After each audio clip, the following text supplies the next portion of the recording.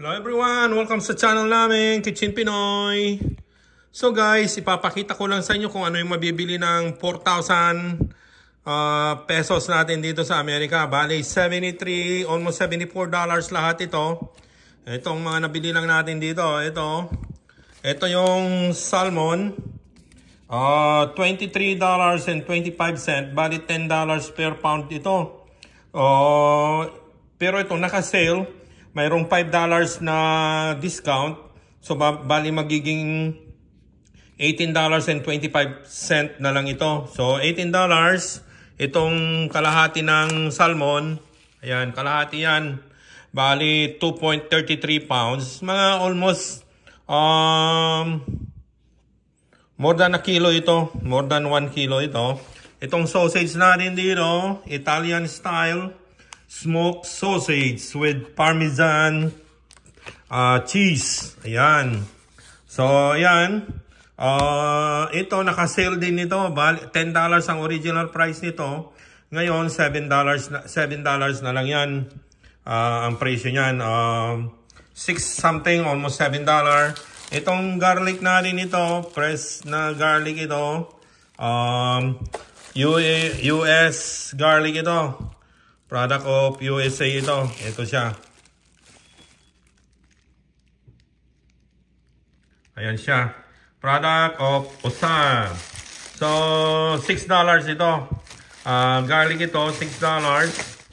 Bali, 2 pounds siya. Almost 1 kilo to. Almost 1 kilo yan. Itong grapes natin, naka-sale naman siya. $6 ito. Almost $7 yata pag hindi naka-sale. So, ayan, matamis siya. Bali, ano to? 3 pounds ito. $6.50 kung di ako magkakamali. Ito, baon ng mga kids.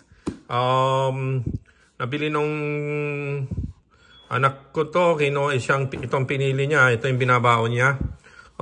Ano to? $11. Quaker Chewy Variety Pack. 60 na piraso na to. 60 na piraso na sakto lang ang ano niyan, ang laki. Ito, mozzarella stick naman.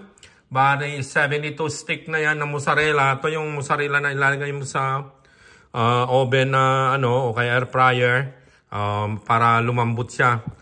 Frozen ito. Frozen.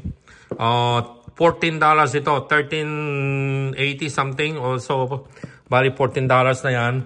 And then, ito naman, $4.98, lechon na manok. May maliit, may malaki. So, sari-sari ang size nila. So, ang pipiliin mo, yung malaki na lang. Masarap na to. Sobra na sa 4 na tao ito. Pang 2 beses na ulam na namin ito.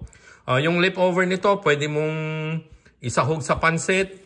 Pakuluan mo yung mga bones nito. And then, kunin mo yung sabaw niya. Yun ang pangsabaw mo sa pansit. So, yung breast nito, yung sa dibdib niyan, yan ang laging natitira. Yan ang masarap na isahog sa pansit. At ito naman, kasama dun sa $73,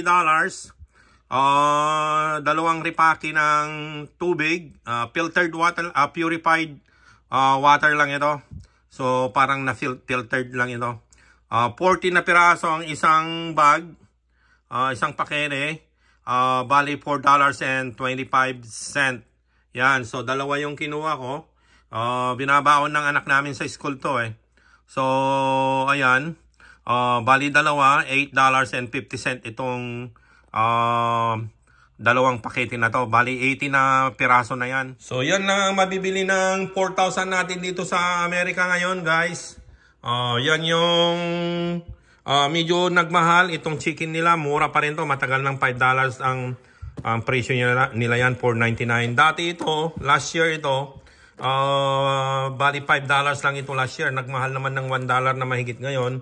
Ito dati $5 ito. Yan. Ito naman, dati nang mahal ang salmon talaga. Butit naka-discount ako ngayon. So, $5, malaking discount na yung $5 na natanggal sa $23 na yan. Naibili ko na ng chicken yon, yung $5 na natipid natin dyan. Itong sausage na to, masarap yan. Inihaw mo o lagay mo sa air fryer. Oh, marami na to. 2, 4, 6. Pag ano ka, pihikan ka, yung isang piraso lang nito, so okay na yan. Saka isang katutak na kanin. Oh. So, sobra na ito. Pang dalawahang ano na to, dalawahang kainan na to. Dalawang dinner na to. Nakaripak ito eh. Yung ano, nakaripak yung 5 at iba naman ang yung isa nakaripak sila ng ano. So, pwede mong iluto lang yung 5 and then next time na naman yung 5. Ito, matagal nang baonin ng anak namin yan. Ito, binabaon din niya ito eh. Papainit lang niya. Pwede sa microwave, may painit mo lang to. Pero mas maganda sa oven para mag-crunchy yung ano niya. Cheese ito eh, mozzarella cheese ito. Yung sa loob niya na nilagyan lang nila ng breadings na ganun. Okay, ayan guys. Yan ang mabibili ng 4,000 natin dito sa Amerika. Pesos, 4,000 pesos. Bali $73 yon. O baka mahigit pa nga ang 4,000 yon eh, yung palit ng 73. Depende sa palitan yan. So guys, thank you!